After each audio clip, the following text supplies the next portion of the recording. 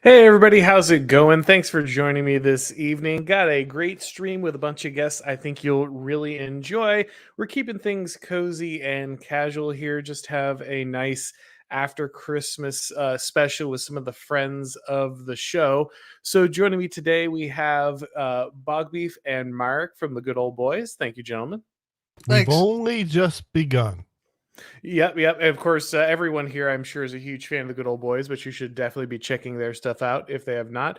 And then a blast from the past here. Haven't had Clossington on for a long time. One of the original NRX boys here. Clossington, thanks for coming back on, man. It's a pleasure to be back on, Auron. It's been a while since I've been back on Twitter. I just hopped back on as Chossing Stone 1. Unfortunately, the new Jannies haven't been able to nuke me quite yet, but we'll see how it goes. Thanks for having me on. Yeah, you need to set up that thing that academic agent has going, where he just has like 9 SAC accounts constantly, and he can just jump from account to account any given time. Here, and then we have Furious Pertinax joining us from the land of Australian. Indeed. Thank you for having me on, Auron. It's quite the panel on today, so I think we'll have some fun. And of course, Merry Christmas to everyone.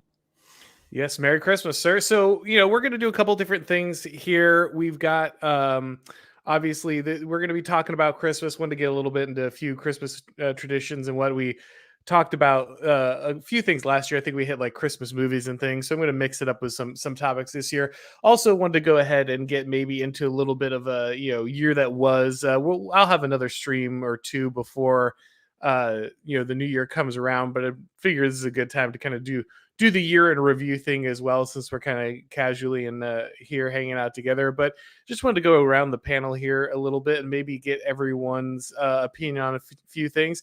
Maybe start out with some Christmas traditions that are a little unusual or particular to your region or family. So let's go ahead. Well, I guess I could start here with myself. Give everybody a second to think. My wife's family in particular is very musical, and we're in the South. So if you they didn't get to it this year, though they did a little bit. They started singing a little bit, but if you hang out long enough at the house, it's only a matter of time before bluegrass breaks out.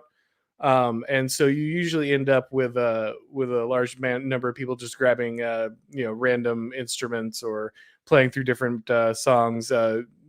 Different stuff. Sometimes it's just James Taylor, that kind of thing, but sometimes it gets into bluegrass, and that's always really entertaining for me. But Bog Beef, what's something you guys do at Christmas maybe a little bit different? One that I didn't know that we had a normie thing going on. Well, I don't know about normie, but so I had no idea that this was a thing, but I just know on Christmas the men sit outside and shuck oysters, and the ones that are good for stew, we set them aside, and grandma makes them into oyster stew. I just thought this was something we did because we're kind of water swamp people, so we eating oysters isn't that rare, but eating oyster stew is rare. That's just a Christmas thing. I didn't see until Benjamin Braddock posted a tweet about like this is a thing. This is like this is a big tradition in the South. I had no idea, just something we did. So very nice. Clossington, what about your region? Anything odd? If I heard about Scrapple, I think you were talking about here recently. Oh no. Okay, so I'll have to actually explain what Scrapple is, but to answer the Christmas question, usually my family just I have a rather large extended family, and they all come over from various states and crash at my parents' place. And it's usually rather hectic. We don't have any particularly interesting traditions, but I think I need to explain what Scrapple is and what the authentic Pennsylvania cuisine is. So what Scrapple is cornmeal plus all of the pieces of the cow or pig that usually you don't want to eat. It's like a combination of like the meat around pig hooves and the penis and around the organs. It's if you slice it real thin and you like sizzle it on a pan You can make a nice sandwich out of it. It's just a Pennsylvania delicacy. It's certainly unique, to be sure. Yeah. No, it's not, because we No? have it here, but it's we call it panhas. Okay. You can find it. You can find it throughout Appalachia, because a lot of the same people that settled in Pennsylvania went down through the other side of the Appalachian Mountains, down in West Virginia, North Carolina, Virginia, Tennessee. Like it's a sort of. I was always under the impression that it was a sort of Pennsylvania Dutch thing, but I mean it might be a sort of Appalachian thing. It's a kraut thing, and a lot of krauts in that area. When the nation's before the nation's founding, the early 1700s. I was going to say I have a lot of extended family out of Tennessee, and I've never heard of this, so this has to be a very particular subgrouping there, because I was unfamiliar. What about you, Furious? You got any interesting Christmas traditions? Well, yes. Well, being a med stuck out in the upside down land, I guess for us it's a case of maintaining traditions in absentia. Because for anyone who knows, Italians don't get born in hospitals; they're actually born in kitchens. So we spend a couple of days cooking prior to Christmas, and like I've explained on streams before, most parts of Australia tend to resemble, like, if you could imagine the climate of, say, Arizona, New Mexico.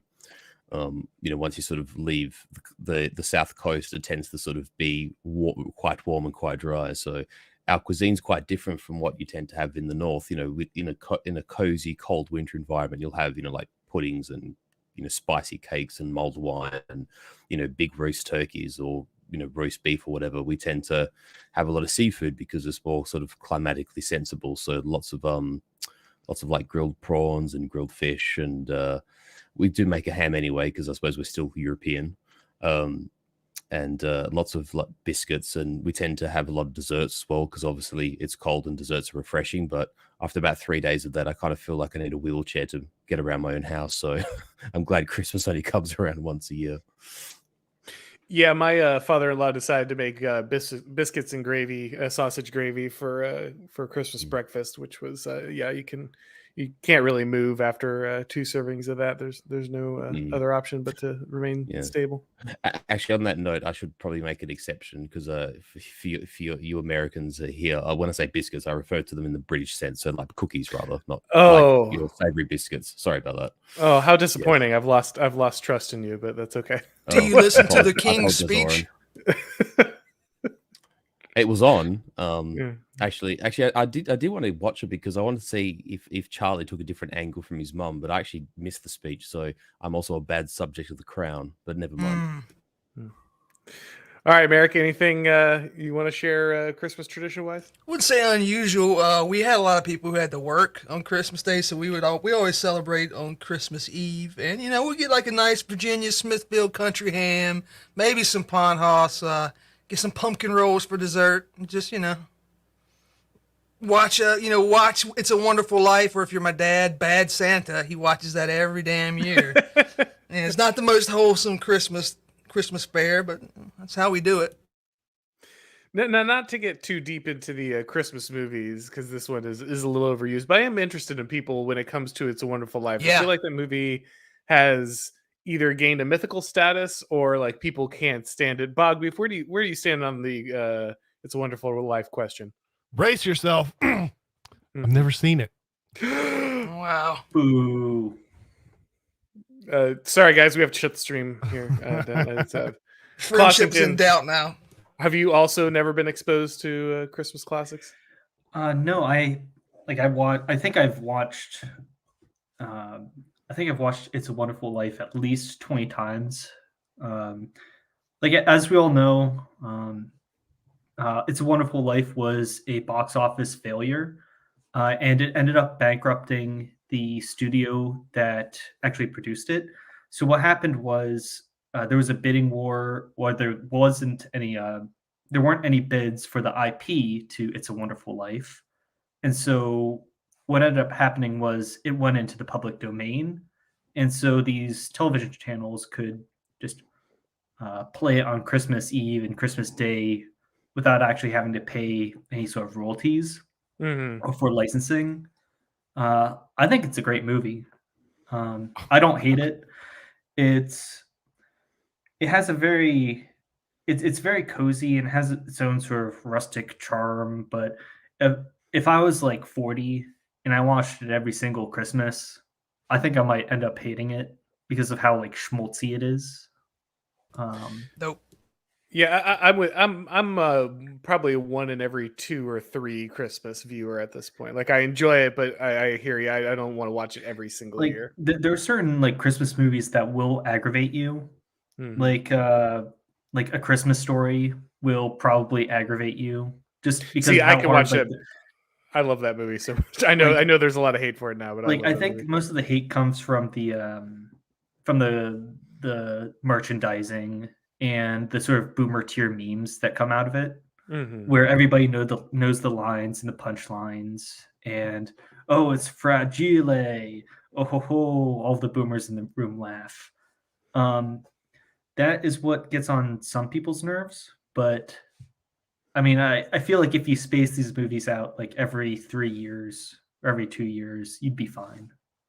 You need like a rotation so you can let everything cool down at least a year or two. You gotta have a proper setup here. Like, Sorry. if there's like one movie that doesn't really get old, like I really like Christmas Vacation. Yes, Yeah, it's the best. Watch that one this year. That was very good. Always fun. Furious, where do you stand on the Wonderful Life question? Yeah, I'm also in the space it out sort of category. Whereas, for instance, if I see, say, Die Hard on, I'll watch it every Christmas because I do insist that is a Christmas movie. But yeah, I'm definitely in the 1 to sort of or 2 to 3 year camp with that question, Auron, for sure. And Mark, your opinions there? I watch it every year. This year it's been particularly annoying because social media, I haven't seen, I'm sure they've done it before, but for some reason, I guess all the NPCs picked up on it where there's a scene where he finds out that Mary became a spinster librarian if he wasn't born. And I think that's very sexist because maybe she would be happier, in her ugly ass coat in the slum Potterville, working as a librarian. And, her role in the entire movie is how much she loves having her family, and she like helps work at the building and loan, right? Like Mary's not a fringe character in the real narrative, but they have to try to ruin everything. Like I actually really like that point. Like the last act of It's a Wonderful Life is set in a sort of alternate universe where our main character has been removed from existence, and he goes through the process. His brother died because he wasn't there to save him. Nobody has houses, and the town is degenerate because he didn't actually prop up the local businesses, and now everybody is promiscuous and degenerate. And the crescendo of it all is that his wife is a librarian who is unmarried and has glasses and a ponytail. Like he says, like she's an old maid, and that's the worst thing out of all of these horrific alternate reality like elements. I don't know. I think it's a good like last like twist of the knife to realize, I had the perfect woman and then she became an old maid librarian. It's like I still love it. I mean, she's not just like a librarian. She's like a frumpy librarian, drinking wine and living her best life or whatever. She's like all hunched up. She's all hunched up and super anxious about everything and just clearly miserable. And it's Donna Reed, this beautiful woman, and like they made her as unattractive as you could make Donna Reed, right? So like this is it's the very like it's not even subtext. It's just text. This is the bad outcome, but it's almost like I guess now that it's an aspirational thing. Like, hey, imagine if you could get a job as a librarian. Wouldn't that be awesome? What a terrible civilization where librarian is an aspirational outcome. You can sweep the hobos out of the Pottersville Library on Christmas Eve. Well, I think the Pottersville thing is a big part too, right? Like it's she's living as part of this society, right? This Pottersville society is what makes it particularly heroic. I think in another movie, like I noticed it this year, but in the 80s, I think what's the main character from It's a Wonderful Life called? George Bailey. George Bailey. He would have been cast as the bad guy because this summer I watched Poltergeist, and the main theme of the movie is don't develop land on graveyards. And now this is exactly what George Bailey does. Like in order to get around this sort of monopoly man's stranglehold on real estate, he starts developing like game land and graveyards and all of the like the trashy parts of town into these cheap suburbs. Single family dwelling suburbs, the most evil thing you can do. Like, it would be very nice if I could actually afford one. And we had a few of these IRL George Baileys, but not really. By the way, librarians, they're due for a lot. Sorry, someone in the audience is their mother's librarian, so you might want to mute this part. But librarians deserve a lot more abuse than they get. There's this thing people talk about with the hick lib. They say like, "Wow, I went to a rural area and there was someone driving around with a Joe Biden sticker on their car and they're wearing Birkenstocks, and like, how could this possibly happen in a rural area?" Well, let me tell you, those rural areas have places called public libraries, and no redneck in that town gives them $1, or and they hate everyone there, but they can't leave because that's where they get their check. And on top of this, the libraries are up to so much spool. There's this book that the people read in library school that tells them how to, like, I don't know if people know. So when they get books in, a librarian has to decide what book to keep or to throw it away. Well, they have books that tell them, like, if it's a book that promotes like heterosexuality or one of these things like this, you can just throw those books away. If someone comes to you asking for research advice, give them super progressive stuff and just ignore other stuff, even if it's wrong. These people are also the worst thing of all. You see these books by liberal people that you were like, who would read that book? Nobody. Libraries just buy them all, and they're just like, oh, if some BreadTube star has a book, all the libraries will just buy 1,000 copies. Yeah, you're the person buying it if you pay taxes. Yeah, they just pitch all the Pat Buchanan and Thomas Sowell in the wood chipper so they can replace it with whatever random BreadTube book came out that month. Absolutely. Yeah, it is the grounds. It is the patient zero for the hick lib contagion. You're absolutely right. They're like little UN missions placed inside red states. This is where the blue helmets are stationed inside of your deep red state. Like this is sort of a tangent, but do you guys actually know how these libraries are, like, what metric they use to actually determine whether they're doing well or not? Is it just general traffic? Or... How many homeless people are masturbating in the computer section? All right, you asked and you got the answer.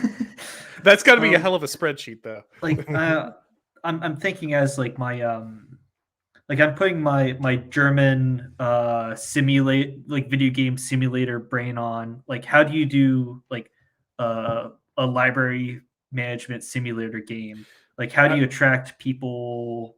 Like, if you my don't... guess would be enrollments. There would be number of cards, number of checkouts, number of special event attendees, that kind of thing. But I'm just thinking, how would a librarian actually try to increase traffic into a library? Like, they don't care. They don't get any more money. Yeah, they don't give a shit. It's not incentive-based pay. No, that's grim. Anyway, back. All right, so not to get Christmas. Lost in. We all agree librarians are bad. Moving on. No one expected the librarian hate fest there, but there you go. Are there any like movies, like Christmas movies set in libraries?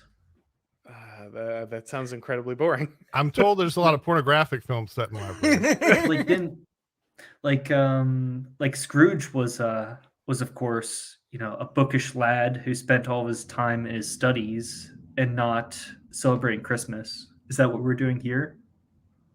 Well, my next question was going to be can't miss Christmas movies. So, since we got into it real quick, so I was just going to go around the panel and see what your absolute must watch is every year. Since we know some people need to take a break from A Wonderful Life, Bog, what's your absolute must watch every year? Oh, National Lampoon's. Yeah, Christmas Vacation. No, yeah, there's not really everything's been said, but all I'll just say is the characters, every character you know them like without even thinking about it. All of them. And the best part was the yuppie libtard neighbors. That was funny. What about Clossington? What do you got? Huh. I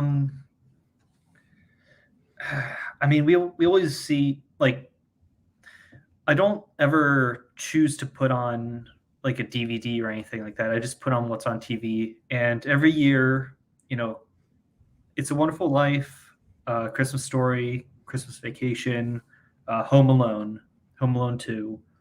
I know there's also the Santa Claus movies that are always on, but I don't know. It's a little kiddie. I'm not sure if there are any others on the big like Christmas marathon lists. I haven't seen Home Alone in a long time. It feels like that one fell off a little bit to me, but like what's particularly underrated is Home Alone 3. Like they ditched Kevin McAllister and they replaced it with some new kid, and he's trying to stop these evil secret agents who are trying to intercept a North Korean missile chip or something.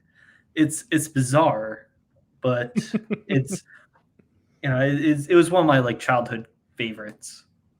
Also really underrated, Muppet Christmas Carol. Well, I don't think that's like underrated. Don't think so? You think that gets the love it deserves?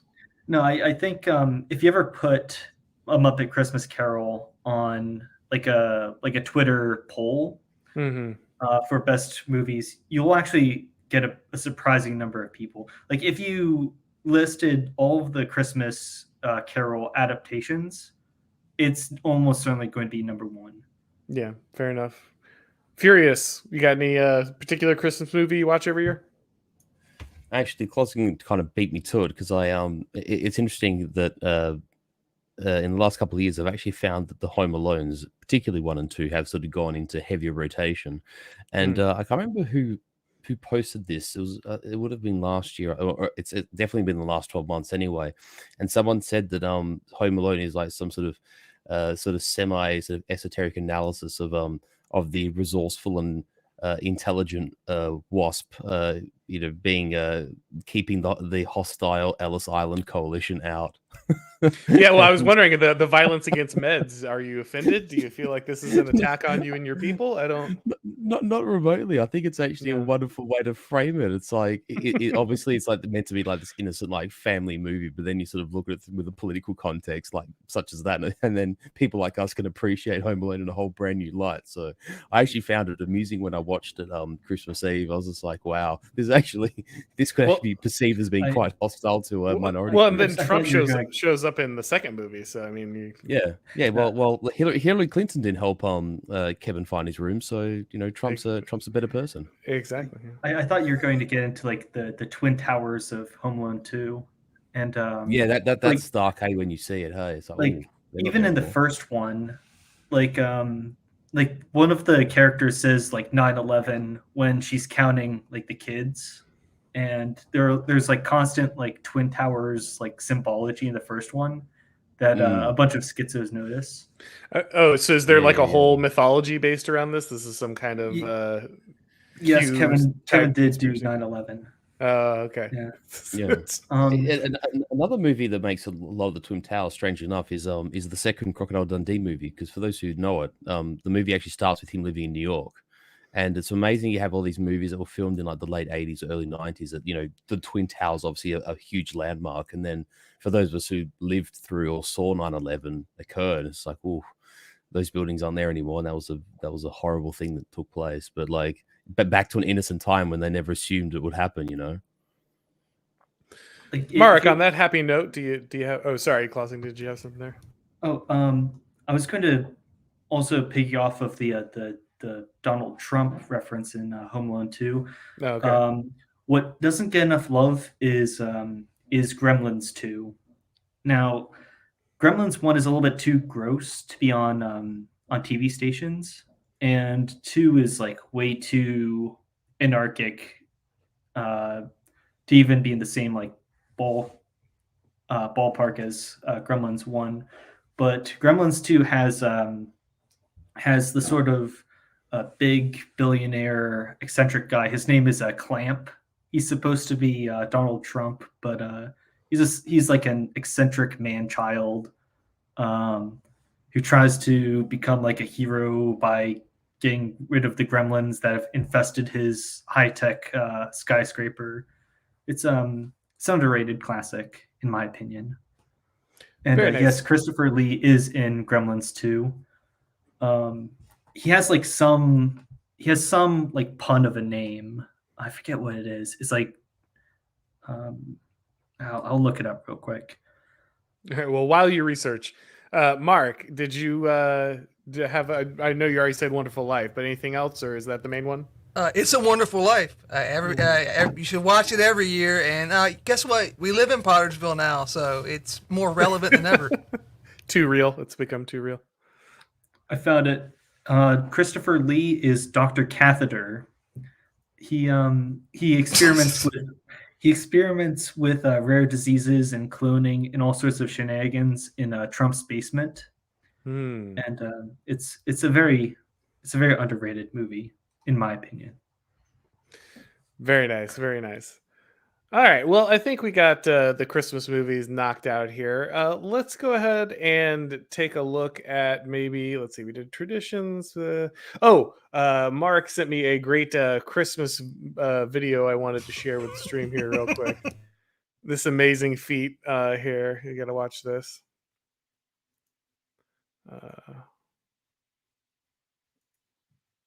Apparently, this occurred at a Waffle House on Christmas Eve here. Look at that. Powerful. Just immediately stops, stares it down. Not a moment's hesitation. Just amazing Merrick, work done there. Have you proposed yet? Still trying to track down her name. Yeah. Yeah.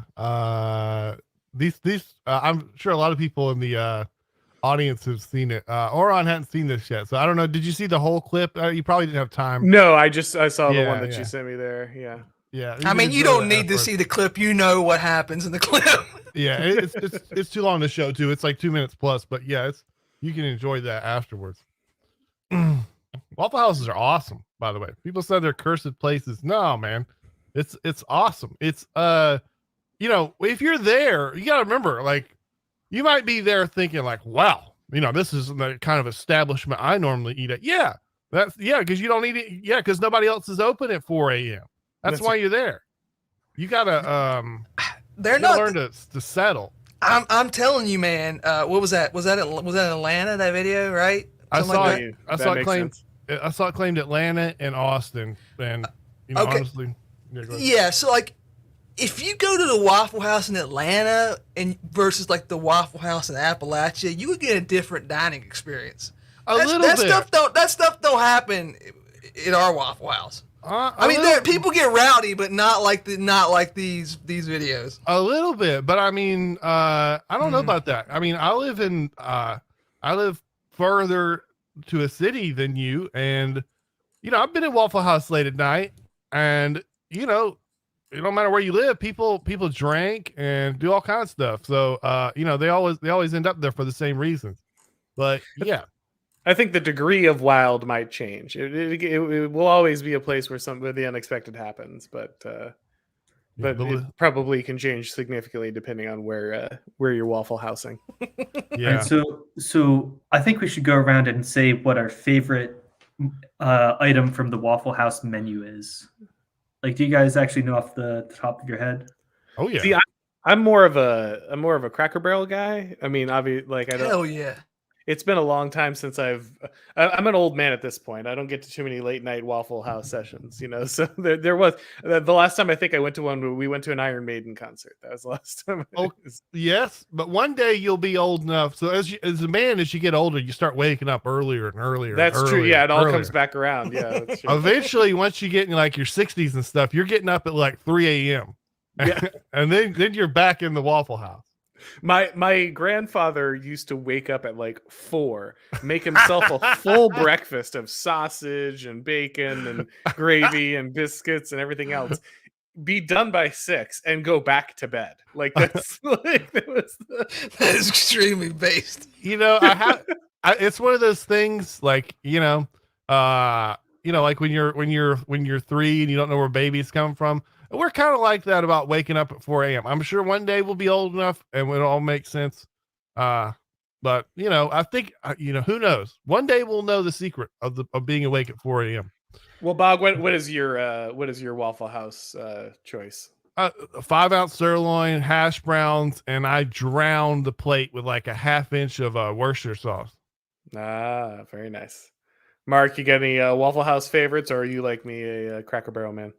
Well, I mean, yeah, I don't go to the Waffle House a lot, but if I'm going, I'm getting country ham and eggs, no doubt. Clossington, your You have that. I like my hash brown bowls. So like the sausage, egg, and cheese. Like it's almost always out in like 5 minutes. And if you're out at 3 a.m. and you want some breakfast, 5 minutes, they'll get you a hash brown bowl, and you'll watch the wildlife do whatever they do. I see that there are a few Brits in the live chat that don't know what a Waffle House is. A Waffle House is a cheap 24/7 restaurant that serves breakfast. It's sort of like a hub of misfits and people up at the early hours in the morning. The staff always has room temperature IQ. Usually there's a fight. Prison tax. There's like it sort of has a folksier vibe. There are very simple items on the menu.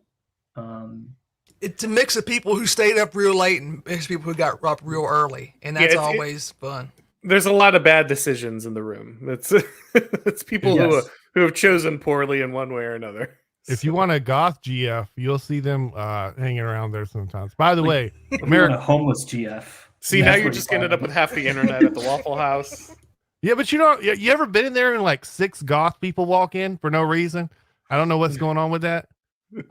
Merrick, what'd you say you had again? Country ham and eggs. Okay, if you're the audience, if you're a British person, you come to America, go into the Waffle House, go to the big bathroom. You will notice on the side of the toilet there will be handles on the side. You want to know what those why they have handles on the side of a toilet Waffle House? Order the country egg and ham. Questions will be answered. Furious, do you have anything that relates to the Waffle House? I know this might be a uniquely American experience, but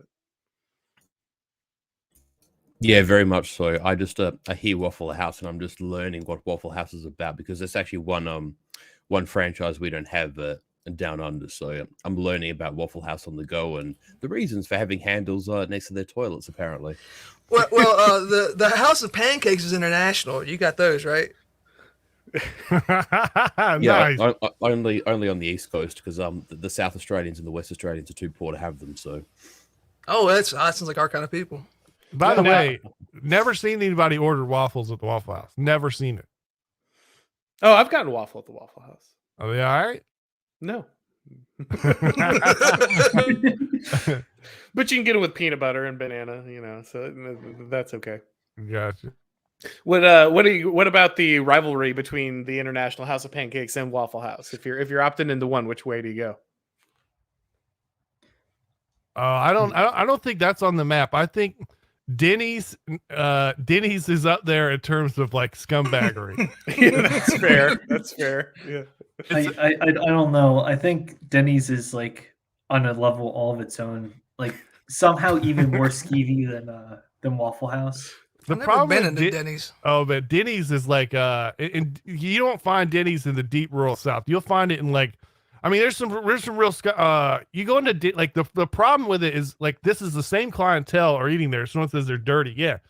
Is the like a Waffle House, you're like basically eating in the kitchen. It's like it's set up like a kitchen on like a crew boat or something. You eat at Denny's, they think that this place is like an actual restaurant. It's got like padded chairs and there's like a dining table and stuff, but you're eating in there with people have done time.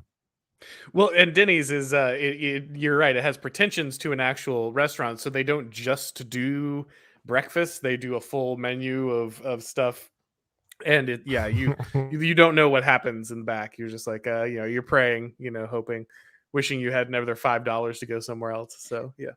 Like, I think I'm sorry, Furious. No, you go, Clossington. I'll go after you. Like I think the IHOP versus Waffle House debacle is like whether you want to get diabetes from IHOP or high blood pressure from Waffle House.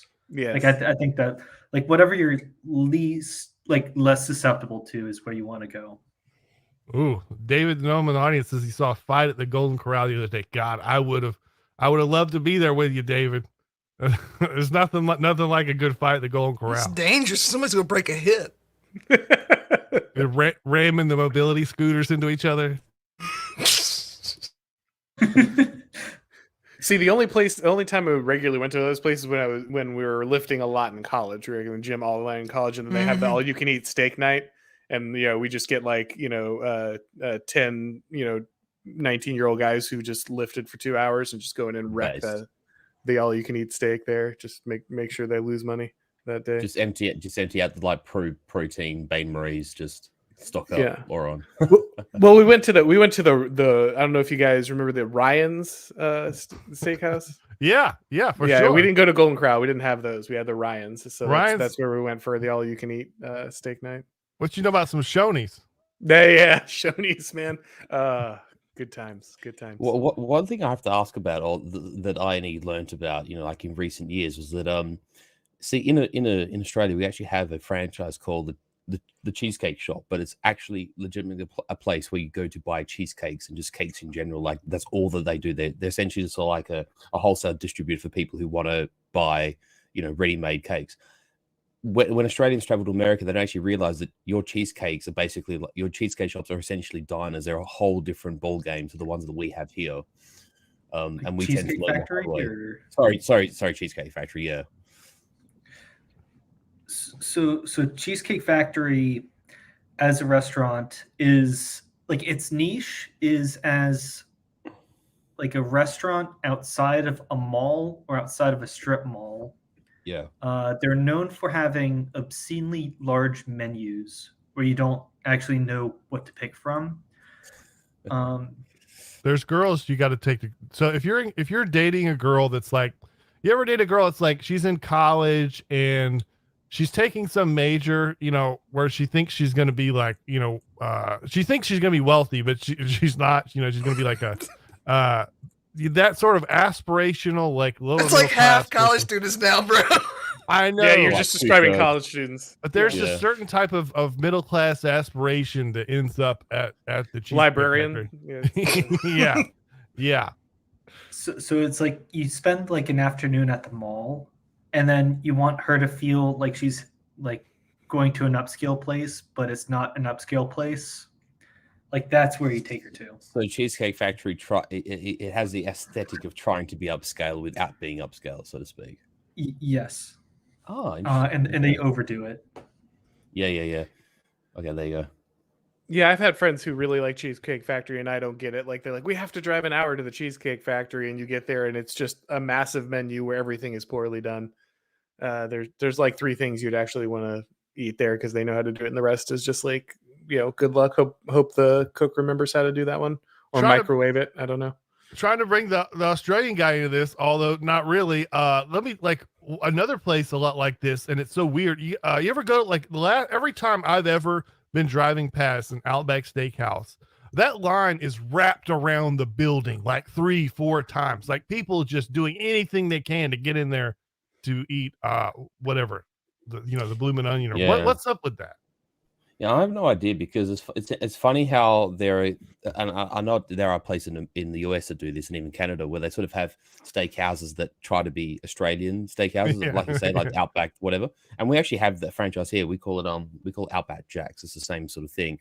But our Wow. diners try so hard to be American steakhouses, but your steakhouses try to be Australian steakhouses. This is really kind of interesting sort of mirror image going on between the two countries.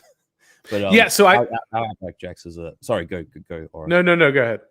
I was just going to say, like, unless you're buying like the sirloins or the New York strips, everything else is tough. Like all the steaks are really poorly cooked, which is ironic because a steakhouse, you'd think it's like the whole you have one job, and that's to cook nice steak, and most of the steaks are not tender, which defeats the purpose of going out for steak when one could cook a better steak at home.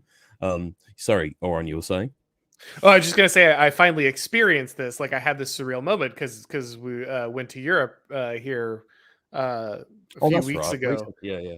Yeah, and so we're in England, and they have like authentic American cuisine, places. It's very, very surreal. They had this fair going on in Hyde Park, which was weird because it's like this winter festival, and you go there and it's a carnival, right? But like it's the nicest carnival you've ever been to. Like the rides don't feel like they were put together by someone on meth.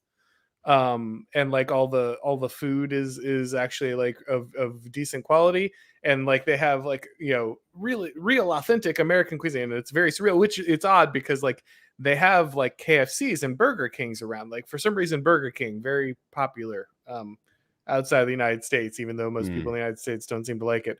But they have like those fast food places, restaurants, of course, like scattered throughout England and in France. But then they have like these authentic American cuisine things, and so I got to have that weird experience of seeing people getting excited about going to an American restaurant. Kenny Rogers Roasters is dead to America, but live and well, it's internationally. People love Kenny Rogers Roasters. There you go. What's interesting is sorry, I'll just quickly. I'm just going to say that what's interesting is when you actually travel in continental Europe, and particularly in places, say, like France or Italy, that tend to be quite food snobbish. It's amazing where they'll put, say, McDonald's in places. For instance, there's a McDonald's that's quite close to Trevi Fountain in Rome. There's another one really close to Milan train station, which is like a really big, it's like the central station in Milan, and it's very close to like this sort of commercial sort of eating restaurant area as well.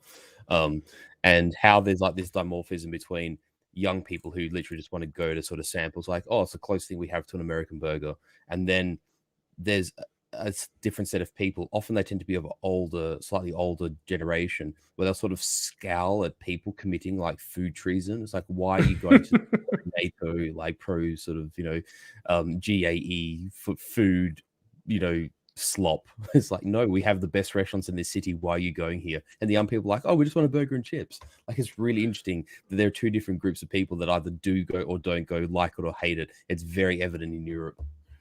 Yeah, it's very jarring that they just drop McDonald's into like classic buildings in England and France. So like you'll just be walking by and there's all these little bakeries and shops and things, and then just like in this 500-year-old building, someone has just dropped a McDonald's, and they keep the facade of the building because it's it's classic and it's built in, but there's just like a McDonald's. It's very weird.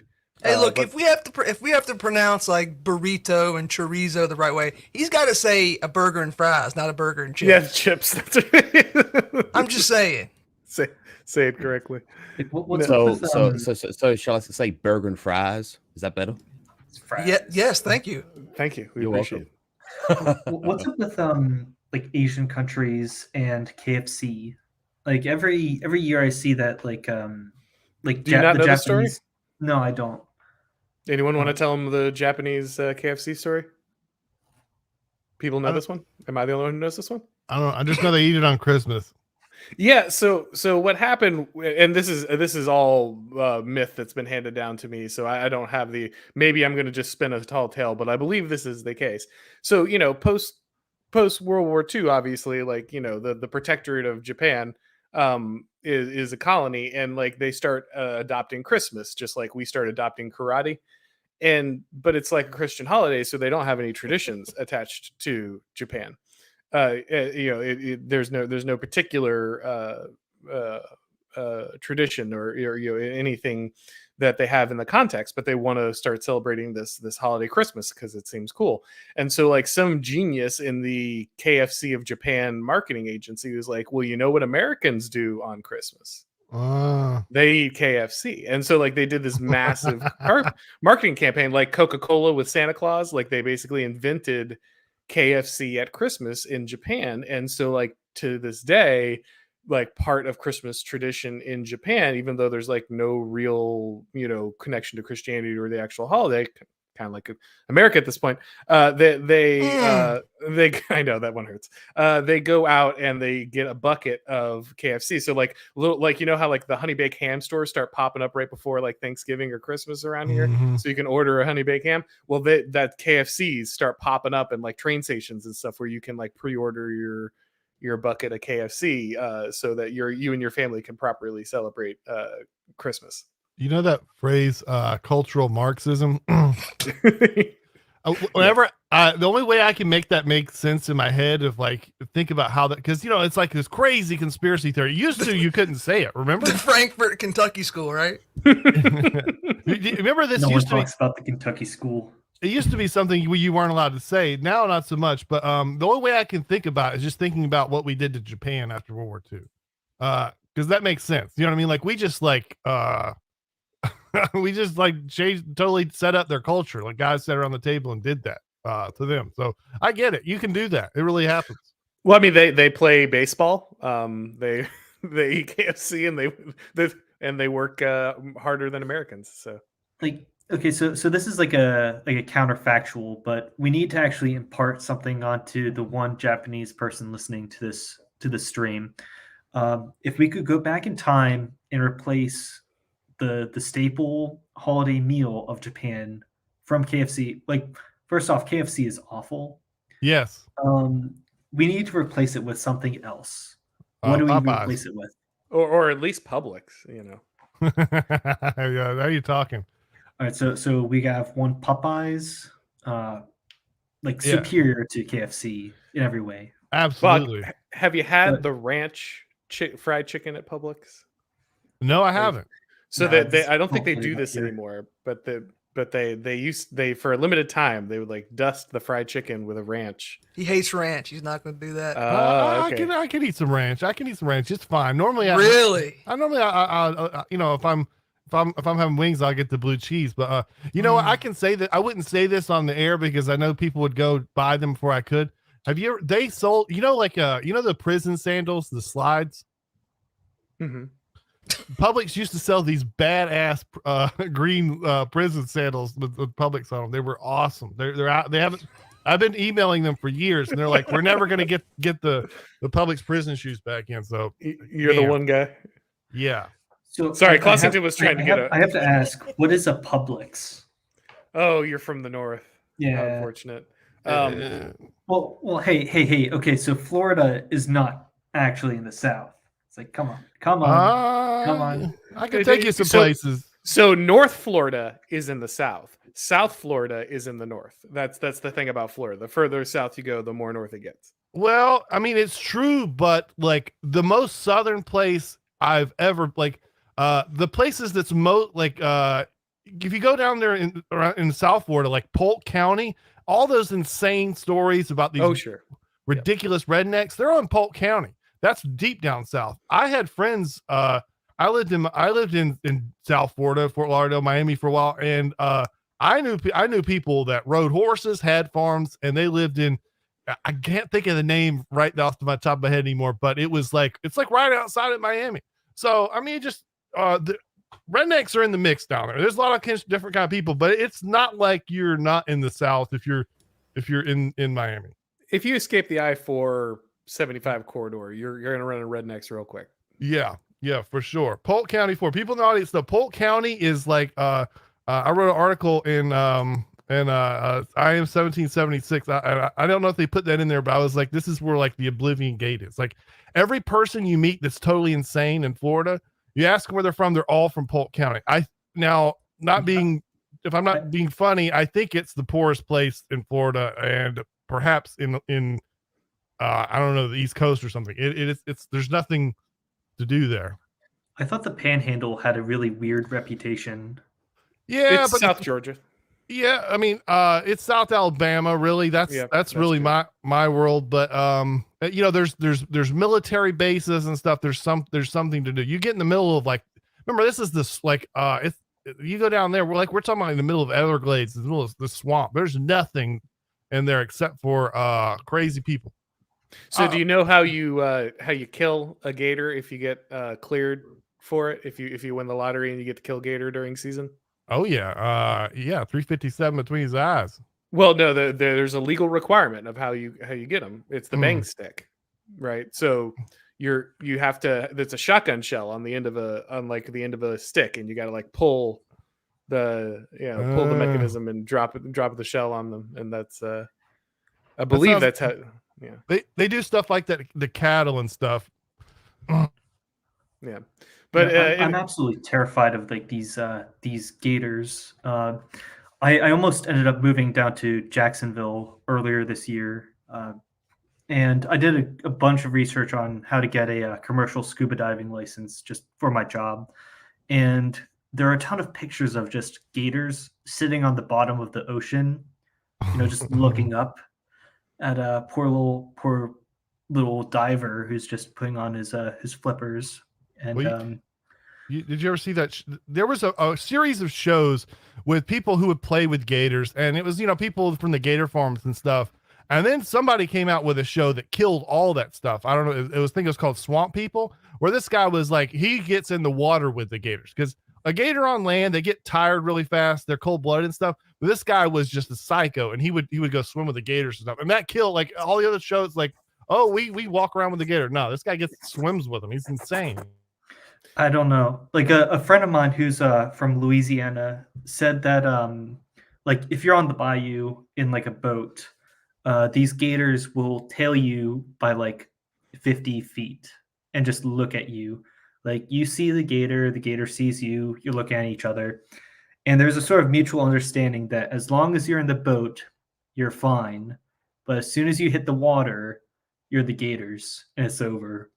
Yeah. And they're these really brash creatures that just know exactly what they are, and they're just dinosaurs. The thing is, they can move really fast for a couple seconds if they're out of the water. I don't know about in the water, but I wouldn't want to be in the water with them. I assume them tailing the boats, sharks and stuff do that because they try to steal what you're catching and stuff like that. But yeah. When I was a teenager, I had a friend who's dad had a jet ski or whatever, took us out to the lake, and you just had gators all along the side of the lake, and you just, if you came off the jet ski, you got real good at getting back on again because they all dunked into the lake the minute you hit the water. So, it's just a part of life down here. I've caught one on a line in my friend's backyard. You just cut the line. It's no big deal. I grew up in a shrimp boat, and I lived in the ocean my entire youth, and the only thing I was really afraid of was is jellyfish, and it's just really because it hurts you. But you look at statistics and stuff, the ocean's not really dangerous. I mean, but you definitely can get your ass stung. But yeah, I mean, these things they don't really do anything to people very often. Well, now that we've worked our way through Florida's wildlife, wanted to get into a little bit of year in review before we go. We don't have to get super political or anything because this is mainly a cozy stream, but wanted to get people's opinions on kind of what the biggest event of the year was to you. What do you think was the biggest story of the year? I'm going to go ahead and steal Ukraine early on. Since it's my show, I get to take the easy one first. But I would say that one was probably one of the biggest ones this year, even though I don't think it had the biggest direct impact on in some people's minds. It has kind of had the most lingering impact throughout kind of our economy and everything that's been going on. But Bog, what do you think? What would be your big story of the year?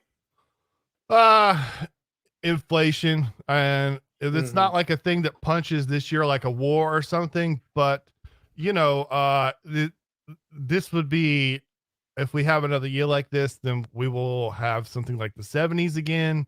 And, now you're talking about a story that's not even a year story. That's just like, a malaise era. Yep, definitely. How about the end of Roe v. Wade and Yeah. and the immediate political fallout of that? Like, there's a whole lot of work to be done on that front.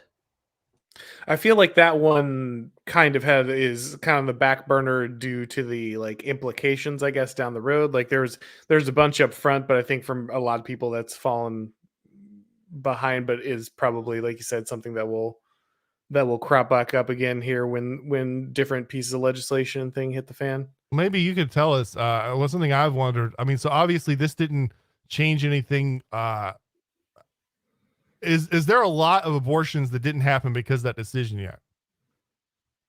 Hard to know, right? Like I think I'm certain there has been some amount. I mean, a lot. Obviously, we had all the companies like we'll helicopter you in. We'll send the Huey to get you to a different state. So, I mean, how much of a deterrent is that?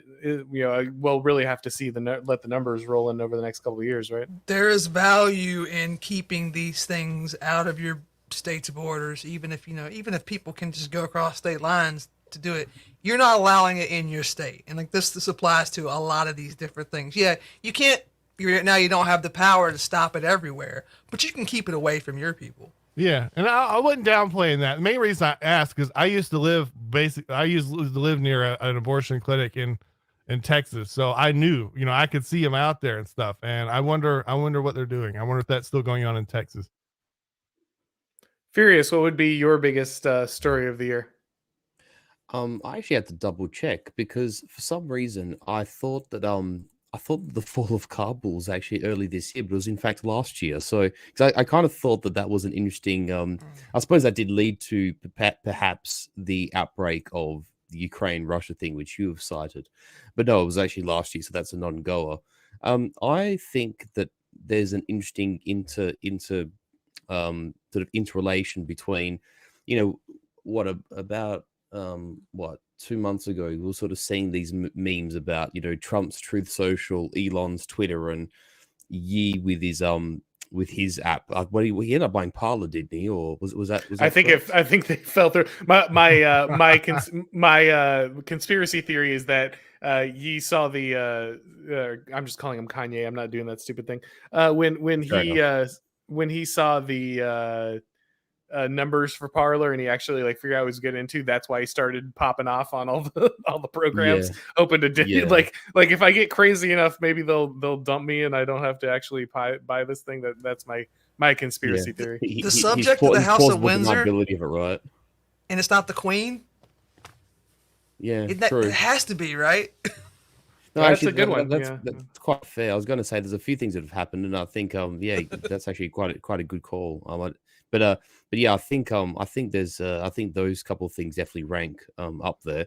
I just think with the sort of Twitter thing, we've seen, thankfully, quite a few friends have been reinstated. It's nice to see Clossington actually be on Twitter for more than 10 minutes, which is, but we've obviously seen many accounts reinstated, and particularly if we think of the events of last year revolving the around the coof and the what associated with it. It's actually nice seeing people who were trying to speak out actually be reinstated, whether it's damage control, whether it's authentic, we don't know. But I think this Twitter story has a lot more nooks and crannies, turns left and right before we get to sort of like an end destination. So it'll be interesting to see how it transpires into 2023.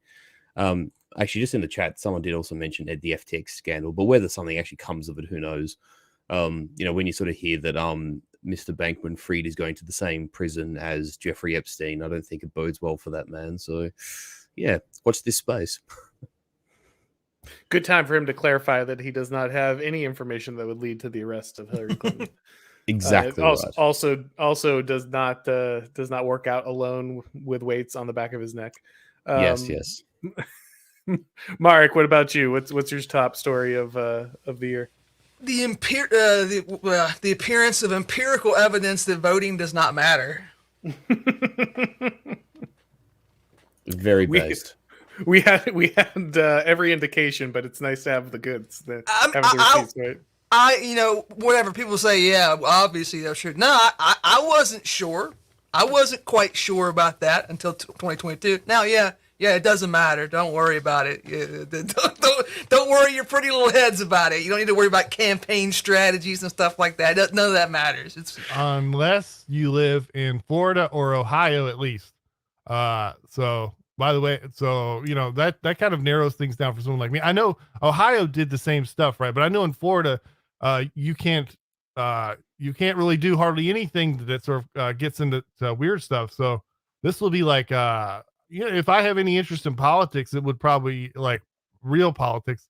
It would be in state politics because I think Florida is pretty doing awesome now in that department. Well, and that'll be a big question going forward, right? Is like the states that are willing to protect their elections, there are so few of them, but the ones that are willing to protect elections are the ones where change might actually occur. As where in many won't even we've talked a lot about, well, if you're going to participate in electoral politics, go local, right? Go to your state, go to your school board, sheriff, that kind of thing. But when you have Zuckerbucks and the DNC getting involved in the every county's election apparatus, that can be very difficult to even believe that'll take action. So there is a big difference in which states are willing to actually step up and protect their voting apparatus. I would be very happy we could reach a compromise situation where all the other states took the California model, and then we had like Texas, Arkansas, Louisiana, Tennessee, Mississippi, Alabama, Georgia, Florida, South Carolina, North Carolina, Virginia. We could sort of move to a different model, Yeah. Get the band back together. I think West Virginia would pick a different side this time around. Well, we need Maryland, Delaware, West Virginia, Kentucky to be the go-between. It'll be like the DMZ, like in North Korea. Yeah, that's the 32nd parallel or 38th parallel. Baltimore's already the DMZ, man.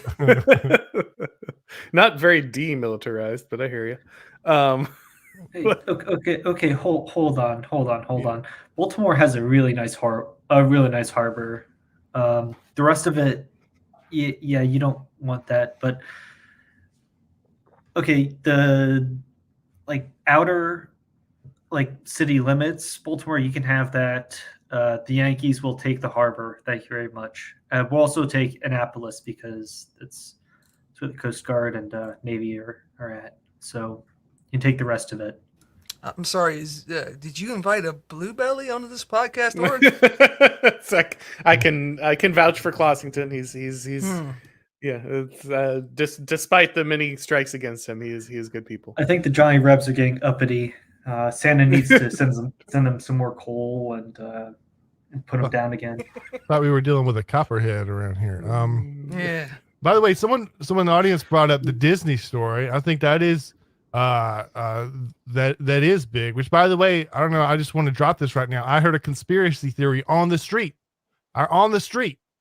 in real life. Someone told me a conspiracy theory about the Disney thing, and it was this. So this is the first time this is hitting the internet because I don't. Yeah, no other conspiracies on the internet. Go ahead. So I was told that do you guys know about the new CEO of new and old CEO of Disney? They rehired the old guy back. What was his name? Eisner, Scott's right? Irish fella, I believe. Yeah. That's unlikely. I heard that him leaving and going back was something that he masterminded, arranged. He brought on someone to make all the painful cuts that he didn't want to do. That he would look bad on him and make all the employees hate him. So he was like, well, I'm retiring from Disney. They brought this other guy on who did all this horrible cutting and stuff that made all the employees hate him. He comes back. He's the hero riding back in. I don't know. That sounded just so wonderfully Machiavellian. And I like that kind of stuff. So I don't know. It's a conspiracy theory I heard. Are you talking about Bob Iger? Yes. He's I know of him mostly as a sort of suit figure. He's always been much more of a in mergers and acquisitions guy rather than a micromanaging the talent kind of guy. Well, yeah, but I mean, Disney likes a king that's there for a long time and stuff. And Eisner, anyways, the last guy, the guy that was in between Iger's things, he did a lot of brutal cutting, like to people that clean up the parks and stuff like that, and lots of employees and cutting people's salary and stuff. And so all the people that work at Disney and all the Disney lifers hated his guts. So yeah. Well, before we move on to the super chats, because there are a decent amount stacking up, one more question before you go for you guys, and I'll give you a second to think about it. What is your favorite piece of content that you saw this year from maybe this kind of sphere? So a video, an essay, a book, a podcast. If you think about kind of your favorite thing that got produced this year, and maybe talk a little bit about that. My personal favorite, I think, is probably from Conscious Caracal. He's Ernst. I'm trying to remember his last name right away. But he's wrote for IM 1776. He wrote an essay called "Time to Dig Trenches," and he's from South Africa, and in many ways they're a decade or two ahead of America, if we're being really optimistic. And so, in the essay, he talks a lot about why people stay in difficult situations, because a lot of people will ask guys like us, especially, they get to super chats and that kind of thing, what can be done? What action can we take? With everything you've seen and, all the pessimism about certain processes, democratic process, that kind of thing. Like where is the hope? Why do people stick around? And I think he did a really good job in that essay of encapsulating like why people don't leave their homeland when things get difficult, why it's important to invest in your community, and all kinds of stuff that I think was really great. So that's a good one to check out. Let's go ahead and work in reverse here, since I put Bog on the spot each time. Mark, do you have a particular video or essay or anything that sticks in your mind from this year? Well, I'll go with Donald J. Trump's opinion, and he thinks that there is no Trumpism without Trump by Malcolm Shayun was a brilliant piece of writing. He retruthed it and stamped it. Did he? Is that real? Yes, I don't know if you're the President of the United States said that was great. Let me show this to all the people who follow me. Did Malcolm put that on Compact, or where did he put that? Yeah, it was in Compact last month. Gotcha. Furious, do you have a particular article or essay or video or anything that you enjoyed this year? Well, I think if I may just pick two, because yes, I think sure. you made a good choice with our South African friend, Mr. Conscious Caracal. Those guys have wonderful insight into.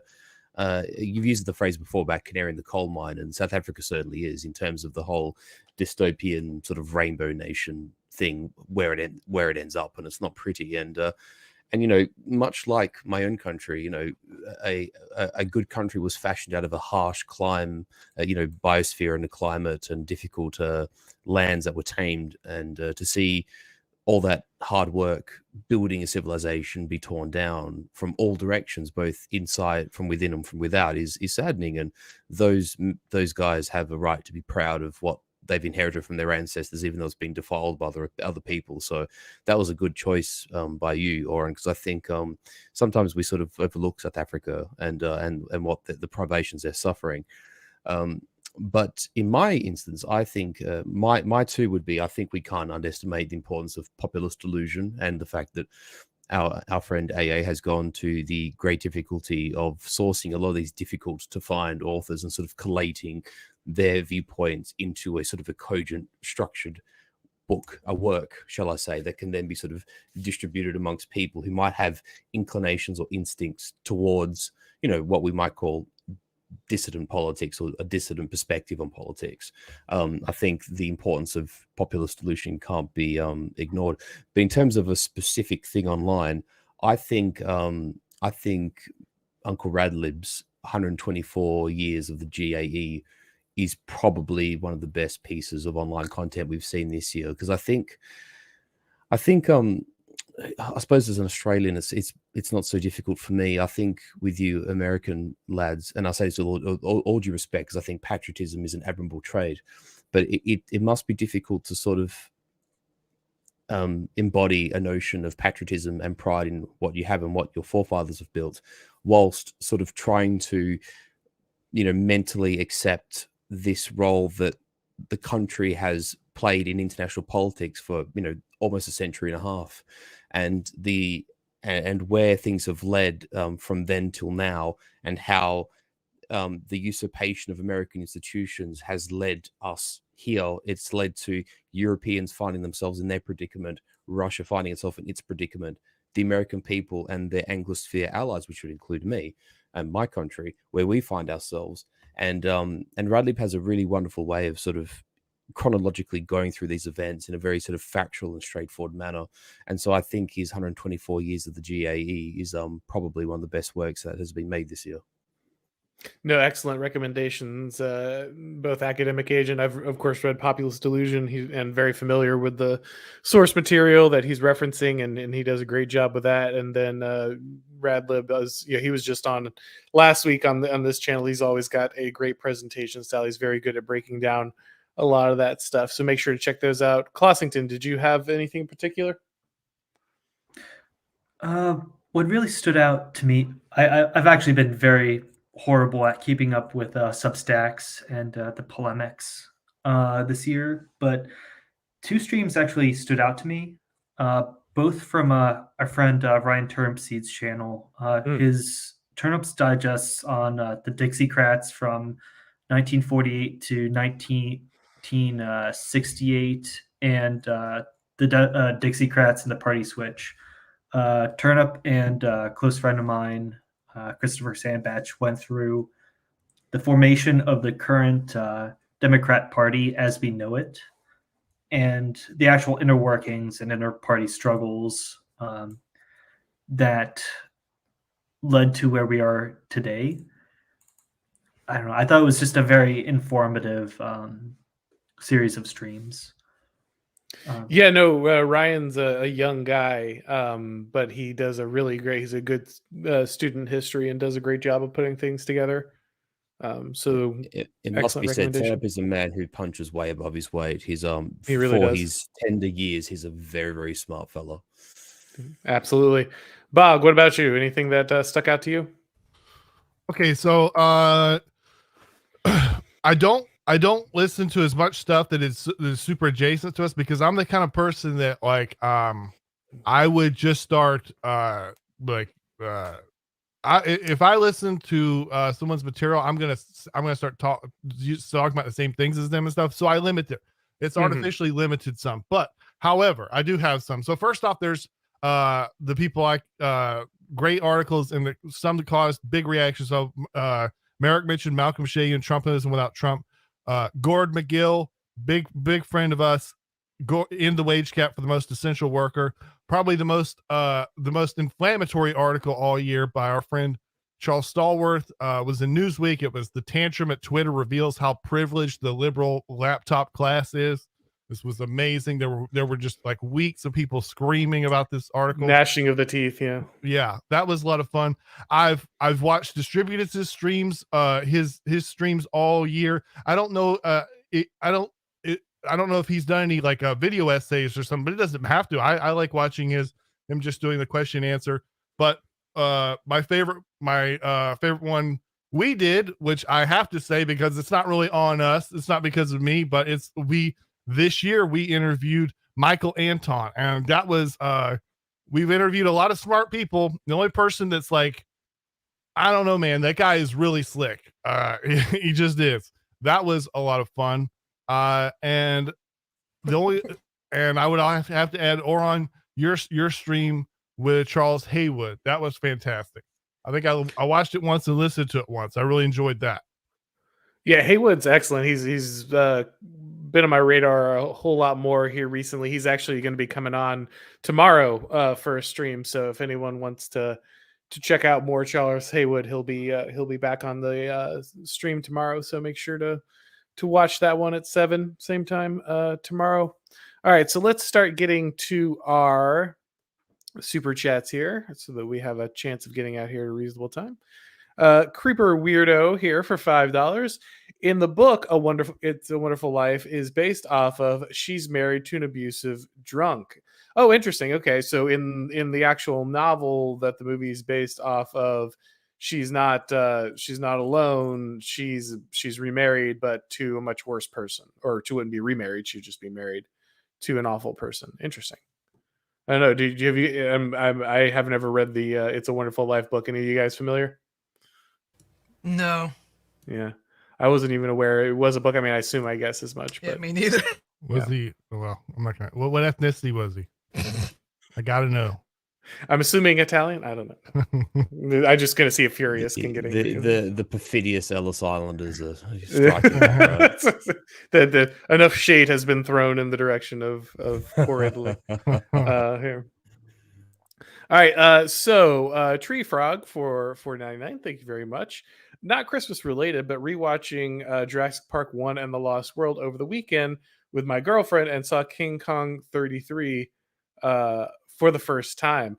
Yeah, no, Jurassic Park is obviously an all-time classic. Really enjoyed that's a book I really enjoy as well. Those are books I enjoy as much as the movie. What about you guys? Going back to Jurassic Park, fun. That was one of the first like big movies of my childhood. You know, like everybody had to see. I read the book when I was, and I loved the movie so much. I had a Jurassic Park alarm clock that I kept until like I was 19 years old. Nice. I loved that movie. It was amazing. I mean the sequels, none of them were really any good, but the original, especially if you look at the way they made it, the technical prowess of something that was made in like what 92, that looked that good. It is weird that the CGI holds up better from that movie than movies from like the early 2000s. It's because they were smart about it. Like they got the dinosaurs in the rain and the dark, and it's mysterious, and you're not just seeing a computer video game monster in front of you. Yeah, that's the only controversial opinion I have about that. Which, by the way, I don't know if people remember. I think that was they used Jurassic Park to first sell surround systems, and it really wasn't a surround. It was just getting a subwoofer in, so when it stomps and the glass shakes or whatever.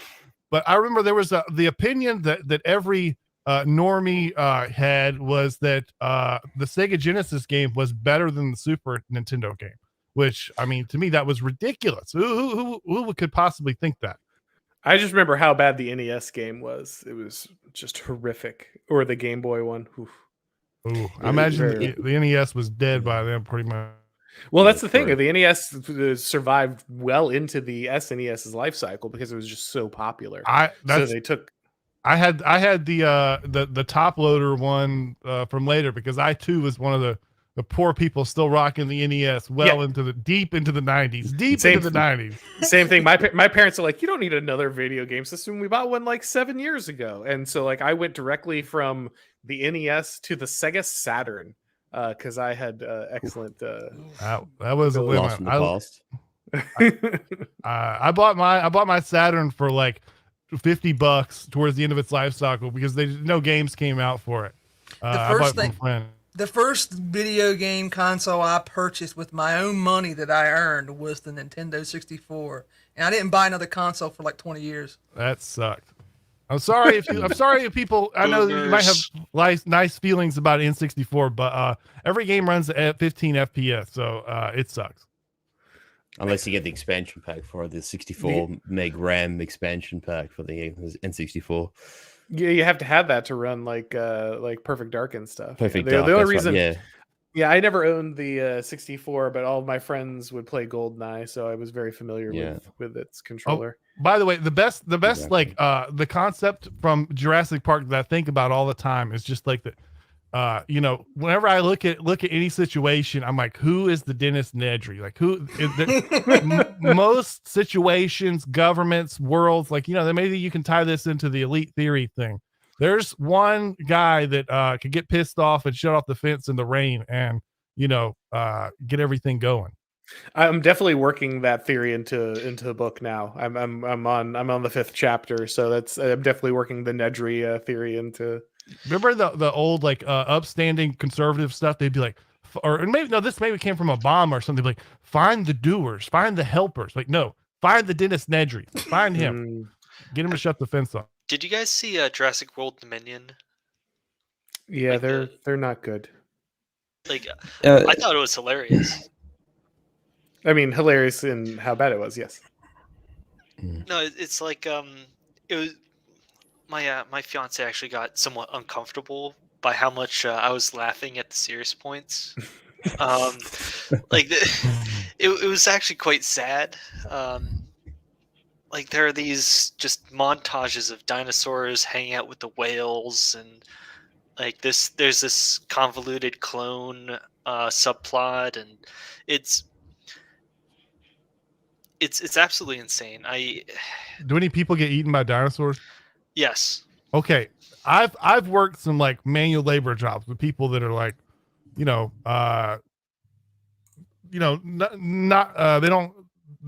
have it all together. And most of these people I've talked to, these guys, like 75, 88 IQ guys, they all tell me they love dinosaurs eating people, and they would just go watch, and they would go watch all the Jurassic Park movies because they just love to see dinosaurs eating people. I think it's pretty based. Well, it's Rampage, that video game. Anyone back from like there's a Rock movie called Rampage. Yes, which is based off of video games. Yes, I never saw it, but if we can just cycle. Oh, sorry, Auron. It's okay. I was just talking about dinosaurs eating people. Go ahead. Oh no, I'm just going to say, I want to cycle back before we sort of move on. Sure. Sort of quality. The original Jurassic Parks are very much a a standout of how before CGI totally took over movies and movie making, and they sort of created these effects that were obviously artificial but plausible and had a realistic touch to them. And what's interesting is that Jurassic Park was released only a few years before the first Anaconda movie, and you watch like Anaconda 1, and the CGI is absolutely garbage. And it's amazing how some directors nailed that transition period between sort of like plausible CGI and crappy CGI. And you watch like the first Anaconda movie, and it is just, you can't help but laugh because it's so awful. But then you watch the original Jurassic Park, and it's actually very, very well done in that context. I mean, you need ILM geniuses to do what they did in Jurassic Park. You need let's have tasteful effects, and we're going to have some robots here. We're going to have a mix of computer graphics. Whereas if you're making Anaconda, you just say, get a computer guy to make a big snake, and we'll have the waterfall going backwards. Nobody cares. It's Anaconda. Yeah. We're cashing in. You get what you pay for. Yeah. I thought you were going to cite the '90s Godzilla movie. Yeah. Oh god, yeah. I actually forgot about that Clossington until you reminded me. I forgot. We know somebody that has done stuff like special effects and stuff, and that guy would be highly expensive. The guy's a genius, and the kind of skills you need to be able to do. So he could do carpentry, he could program a computer, he could do anything. You just CGI with like basements full of starving Filipino people and stuff. By the way, someone in the audience, I wonder if they have this. I wonder if you guys had this in Australia. I didn't know about this till later. They said they had the Amiga. I don't know if you guys heard this, but like in Europe, they had this computer that was like 10 years ahead of American technology the whole time. We were playing like NESs and stuff. Bastards. Yeah, they had a really good Castlevania game, I think, on there that we never got. I like Castlevania, so always jealous of that one. I know that it did make its way here, but in very small numbers. Like if you actually find one at, say, like a secondhand sort of store, you literally have to almost take out a mortgage to buy it. Like we only got literally a smattering of them, and not very many of them survived. So only the very wealthy kids, I suppose, had their parents, literally import them from somewhere else. They weren't salty commercially, to my knowledge. So Dylan98 here asks, what are your thoughts on Razor Fist and his phrase body bags for black pills? It's good to be realistic, but also take the white pill now and again. I mean, I really like Razor Fist. I like his videos are very entertaining. I think the character's great. He obviously puts a lot of effort into writing, and they're always really entertaining. I find some of his political analysis to be kind of very mainstream conservative. It's little boomerish at times. I think he's right that you shouldn't be negative all the time. I think it is important to keep things in context and still be able to have hope and have a good life and all those things. There's no reason to be dour all the time. But I do think there is a certain level of I think he's still heavily invested in the system and it working. And so I think when he says no black pills, he means stop pretending that you can't just like, win another election and kind of turn the whole thing around, which I kind of don't agree with. But like I said, I'm a fan of his work. I enjoy his videos quite a bit. There is I would certainly not agree with that. Although like the thing is you need to get past like some serious a black pill time. A lot of people when you first start realizing how screwed we are, it's pretty depressing. But like if you don't go through that and sort of think about like the bad situation we are, then you're going to be in just massive denial and you're going to be really upset. Like every time you get reminded. And let me tell you, the libs will remind you. Like you need to know the situation you're in. We're not in the worst situation that there's ever been. But you can't be thinking like, oh, we're just going to turn this ship around tomorrow, because we're not. You gotta have the right expectations, but also, the fate of like the Republican Party or dissident right-wing politics is not one-to-one tied to your own fate. Yeah. 100%. Yeah, like you can have a good. I think Mike Simovich actually put it really well on Twitter. Here recently is like, look, you can have a great life in a corrupt country. There are plenty of super happy people who live great lives in countries that aren't like high functioning countries. It's not where you want to be, but like it's not like you can't live good lives and meaningful lives and that have families and all that stuff in countries like that. But you just, like you said, it's not to blow out the red pill metaphor here, but there's a reason that like the guy, was it the character wants to go back and get put in the Matrix, just so he can taste fake steak again. Like, if you want to keep believing that at some point the GOP is gonna get it together, and if we just had better quality candidates next time around, if MAGA people would just get out of the way so we can go back to tax cuts and Mitt Romney, then I think that's far more depressing than being like, okay, here's the actual situation you're in, and I'm not going to emotionally invest in whether or not the GOP can pull it out again next year, because they're not going to. So I'm going to look for things that actually improve my life and the lives of people around me. I don't know who Razor Fist is, so I'm not critiquing whatever he said, but like in this point in general, like if you ever talk to somebody who's like a progressive or like a liberal, but not like not super political to the point where they have all the canned responses. And like, can you really dig down and you talk about these things that you mentioned, like posterity, like you'll get this weird death drive answer once you dig to the bottom of it. Like, yeah, well, everybody, we're all going to die and we're going to be replaced by Guatemalans, stuff like that. Like, that's fine, right? You can't reason. You can't like have old timey political debates with people who at the base of it feel that way. Like they have this insane death drive that wants to just not only destroy themselves, which would be bad enough, but like destroy you too. It's not going to work. So like acknowledging that isn't a black pill. That's just you're acknowledging reality. Like if you've fallen off the jet ski in the alligator infested water, it's not a black pill to be like, wow, I'm in danger. I need to do something about this, because otherwise you're just going to get eaten.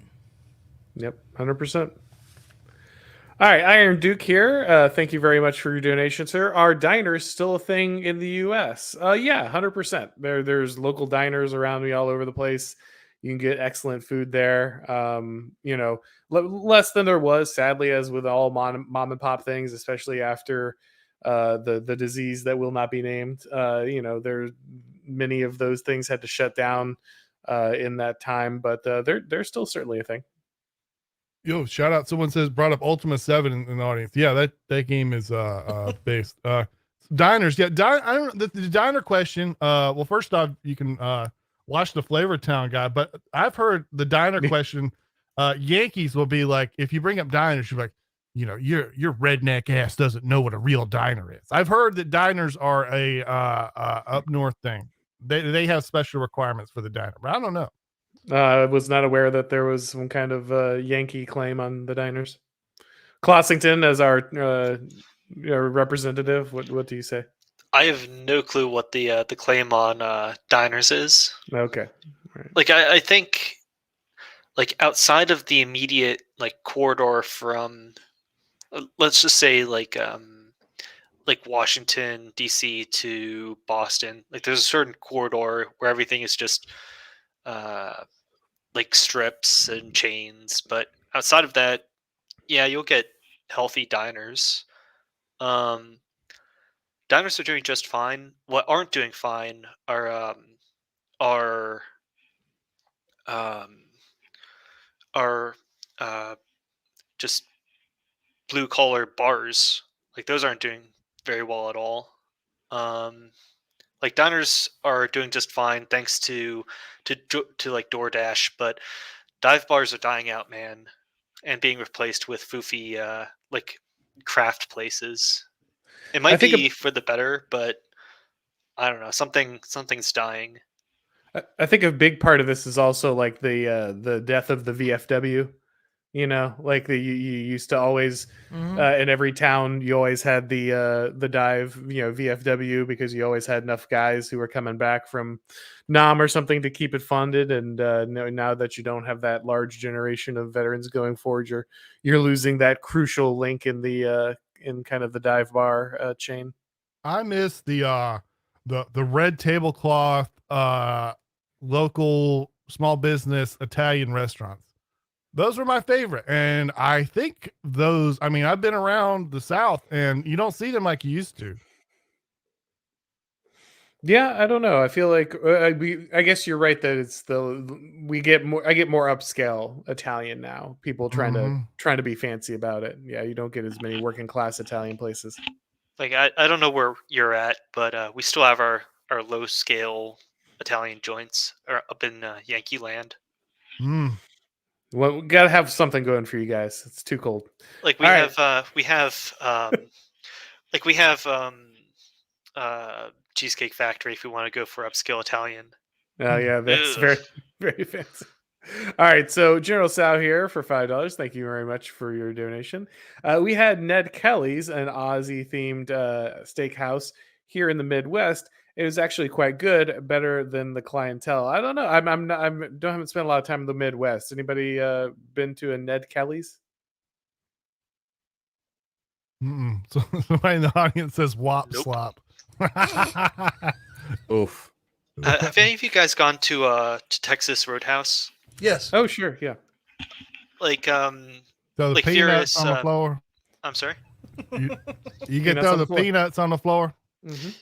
Yeah, like in the Outback Steakhouse discussion, the comments was talking about how great Texas Roadhouse is by comparison, and yeah, it's a million times better. Great bread too. It's a decent place. We got Iron Duke here again for $5 Australian. A woman have the same parts, but all those parts are equal. I'm sure that's true. We're probably going to avoid that discussion. About the double D's, brother. Thank you for your specificity, sir. Let's see. Who else we got here? Got one from Roach. Sorry, trying to hunt these down. Whilst you find that, more, I just want to say, Iron Duke 99 wanted me to comment about. We'll talk about crocodiles before and how Australian crocodiles are rather more intimidating than the Florida alligator. I haven't actually seen a Florida alligator, so I'm not too sure. But yes, Australian saltwater crocodiles are vicious. So the trick with alligators is that they don't open their mouth the way that crocodiles do. They don't have the muscles to open as with the same strength. So that's why like they can wrestle alligators, because you can just duct tape their mouths shut or hold their mouths shut, and then they're more or less harmless the whole time that happens. But with their so I had a friend who worked in Orange Grove, and he thought it would be really great to like grab an alligator he found on the side of the road and just like threw a belt around its mouth and brought it to like a gathering we were having, because like you can do that. But he's going down the interstate to get to the gathering, and like all of a sudden the passenger side seat of his Jeep starts slamming back and forth. Apparently the gator had gotten the belt off its mouth and had grabbed the lever of the seat and was thrashing all around in the car. I had the same thing happen to my ex-wife. super Florida man story. That's for sure. I mean, I can. It's all true. Everything you've read is true. So, Roach here, $5. Thank you very much for your donation. Merry Christmas and Happy New Year's, boys. You guys really helped me regain my center after losing it in 2020. Keep up the great work and God bless. Well, thank you, sir. I'm really glad that we try to have a community here, try to keep everybody going. Really appreciate. I've got a lot of you guys who have been here for a long time, and I know many people have, are avid listeners to people like the Good Old Boys or Apostolic Majesty's streams that Clossington or that Furious is on. So I'm really glad that you guys come out and are part of the community. We really appreciate it. Let's see here. We got Pete Budapest for $10. Thank you very much. It appears to me that many on the right signal against violinism on the left with a brutish punching down on the weak. That is really the flip side of the same coin. Am I off base? I mean, I think that there's a very specific thing with the Leninism of the left, right? Which is that they specifically artificially are elevating people who are entirely dependent on their system, right? And without them, that would have no other status. So there are people who are specifically willing to kind of sell themselves for the system, right? To acquire power or status they otherwise wouldn't have. That's not the same as just like being weak or otherwise unable to attain. Like it's a very specific saying. It's a very, very different thing to say, I will specifically buy into a corrupt or gross system in order to obtain something that I otherwise wouldn't be. I will become a commissar so that I can climb the ladder. Otherwise I wouldn't be able to climb. I don't think that's the same thing as, just being an average person who doesn't get to the top of the ladder. Like the sort of point of Bioleninism and the Bioleninist coalition is that it is antinomian by nature, or it is against the normative cultural values of the moral or the silent majority. So it's a coalition of the dispossessed, minorities, ethnic or sexual or disabled, what have you, as well as those who would not, as the Bioleninist hypothesis goes, those who would not have survived in pre-industrial society grow up to be rather malfunctioning and dependent on state apparatuses and this certain political machines to actually be kept afloat. So you end up with commissars who command over these antinomian elements. I think that's it's not just your proletarian WASP grug. Right. It's a little bit more specific to the antinomian and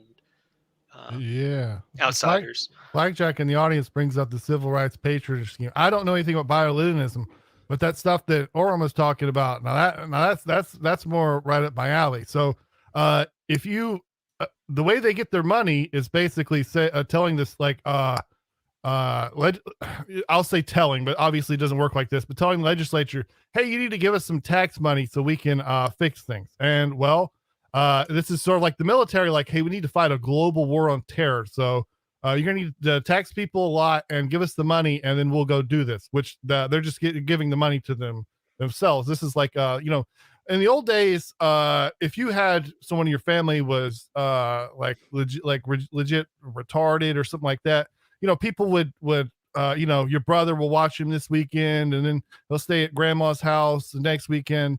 That's just like that's just free money on the table. They want these professional jobs where that's a money opportunity. That person's a gold mine. It's like a criminal. You think about how many professionals a criminal employs. You have the court reporter and the psychologist at the prison and all this stuff like that. And this is sort of the managerial system, like, you know, send us more immigrants, and hopefully they're screwed up because we can employ more of ourselves in the whole managerial elite thing. Well, I think this comment in particular calls out that may as be an different extension of the civil rights patronage machine, or civil rights era patronage. And America has had political machines and patronage and vote banks since the founding, but this one in particular is a certain grift, a sort of grievance politics that is located within HR departments and corporate culture, and a whole like battery of lawfare, like that Sure. one in particular. Sure. Yeah. And it may be different than bioluminescence in particular, but yeah. Well, the super chat was asking not about this, but about, you know, the right, some of the right that crudely punches down on the weak, I believe was the way he framed it. That, like, you know, the Conan style reaction to weakness. And my response to that is, if you create a pagan society, you're going to get pagan outcomes. You're going to get a pagan right and a pagan left, and that's what this is. Like, it's a society that's like, people throw around the phrase post-Christian, which I think is way too far. But like a lot of the dissident people who are either elites or want to be elites have adopted the imperial pagan religion, and they're going to have pagan attitudes towards people who can't defend themselves, because that's just, you know, that's how people do. It's worth probably saying with that super chat, I'm not saying that the person's done this on purpose, but that is almost accepting a left-wing trope about right-wing people, insofar that, you know, all that weaker, less fortunate people exist to do is to be sort of crushed and to be exploited. I mean, let's not forget that it is a traditional notion, one might argue a chivalric notion, that those who are of a lower strata or a lower socioeconomic status are actually still have their place sort of in a symbiotic social relationship with other classes, and that, you know, it is the barons and the knights of the realm who sort of fight to protect, you know, the lesser people who cannot, and that, you know, in a more traditionally oriented society, that, you know, alms giving is used to assist those who are less fortunate,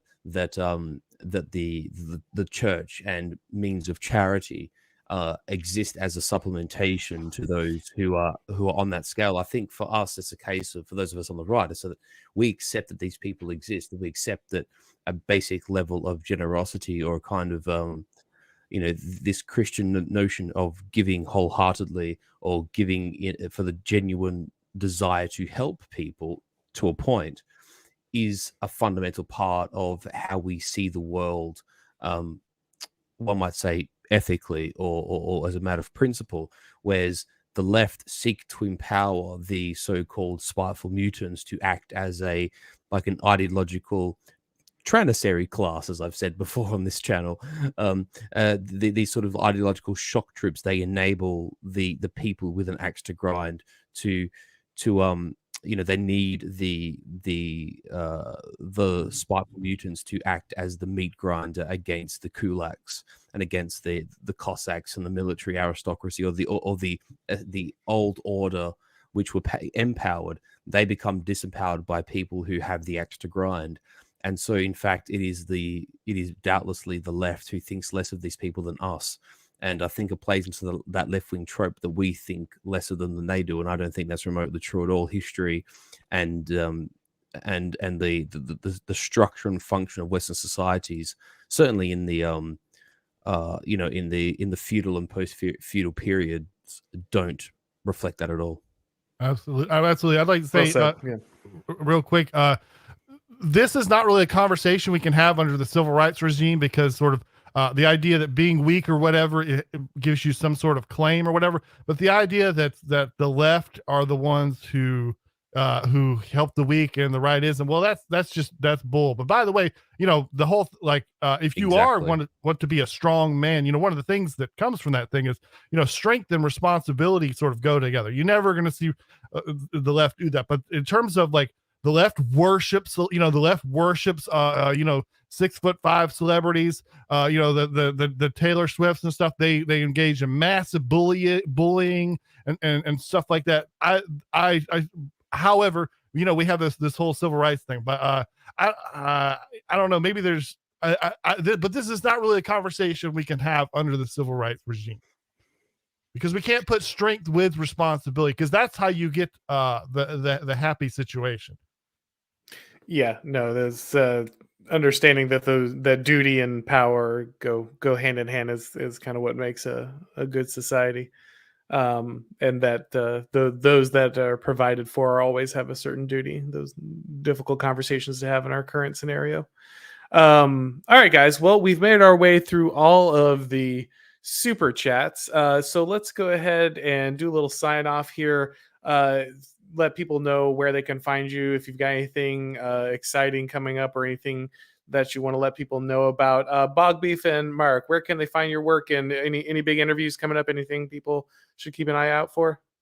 Yes, we have 4 episodes that are sitting in my folder that I need to push out right away. But yeah, we got a lot of stuff to get out, and we're at patreon.com/ good GOODOL. Whatever. He'll post a link or something. Good old boys with a Z. And yeah, we got one with Malcolm and another person that's been on our podcast. We kind of had, it's almost like a debate format, isn't it? Yeah. And it's something new for us. So watch it. Donald Trump's paying attention to Malcolm, so Never know when the big man himself might stop by. yeah.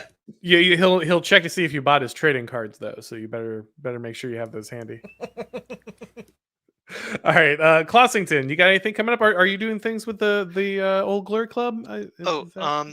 So I'm my channel itself is semi-retired, but I'm a regular contributor at Old Glory Club. We're sort of a multimedia collective of online American content creators, and you can look forward to future Substack posts and live streams from me on that front.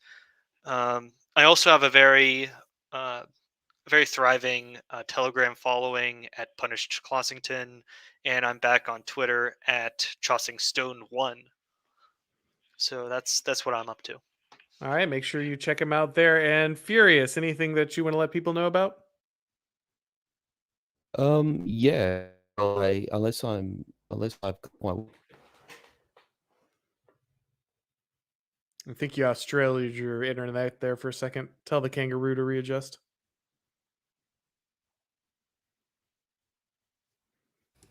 While he's doing that, by the way, Furious, go Bog Beef. You're back. You're back. I was just trying to cover while you were gone. You're back. We couldn't hear you there for a second. You might want to start from the beginning. Oh, sorry. I'll go again. Yeah, I believe Mr. Semigog is going to host like an Australia stream at the start of the year. So, I believe 99 Iron Duke will also be on it, which will be the first time that we're streaming together. Iron Duke. It's it almost feels like it's been too long, but that will be good. And we will be joined, I'm pretty sure, by Mr. Chris Gard and by Lady Charlotte. So that should be good fun. I do believe that once the current backlog of these laws are done, we will return to the topic of nutrition and like the food lies with AA at some point in the new year as well. And of course, I think Mr. Majesty is taking a bit of time off because his work is very research intensive. But in the new year, of course, we will be myself and Columba and Apostolic Majesty will be back chipping away at our many history topics that we do canvas and are yet to canvas. So if any of you who are kind enough, please go subscribe to Apostolic Majesty, watch all of our streams. They're all wonderful. He's a very erudite and intelligent historian. I'm very lucky to be on his channel, so check that out. And of course, other people in our sphere. I think this year's been a very good year for content, if I may say, Auron. Whether it's yourself or whether it's Mr. Radlib or Charlie or Boss Like Majesty, the Old Boys Club, it's the 1776 group. It's been great watching Prude and even Geo with a digital archipelago. So I think 2022 has been a great year for people in our sphere. That's my opinion anyway. Yeah. By the way, Auron getting picked up by a major. Oh yes, indeed. I forgot. Sorry, that's true. When I used to play Street Fighter competitively, and like when someone locally would do well at a major, they would learn their matchups. Like if you were a local Ken player and they beat a Ken player in the top 8 or whatever, they learned how to play Ken by playing you as the local. So the local boy doing good makes everybody feel good. You know what I'm saying? Absolutely. So I mean, yeah, I really enjoy that. I love that. You're great representative of. I think a lot of us feel like you represent us. Oh, thank you, man. I really appreciate it. It's very surprising turn, but very much appreciated, and nice to be able to do this full time and everything. So very exciting. I'm hoping a lot more to come here with the new year and everything as everything gets rolled out. I think people will really enjoy it. But I appreciate all you guys coming on. Great stream. Really enjoyed talking to everybody. Make sure you're checking out everybody's stuff, guys, and really appreciate the audience. Had a lot of people here, a lot of great questions. Always nice to do these kind of end of year streams, Christmas streams. Just nice to hang out, enjoy the year. Friends of the channel come on, just get to have some fun, not always talk about such serious topics. We get into some deep stuff here, so it's nice to just kick back, talk about some Christmas movies in the Waffle House. So appreciate everybody coming by. Had a great time.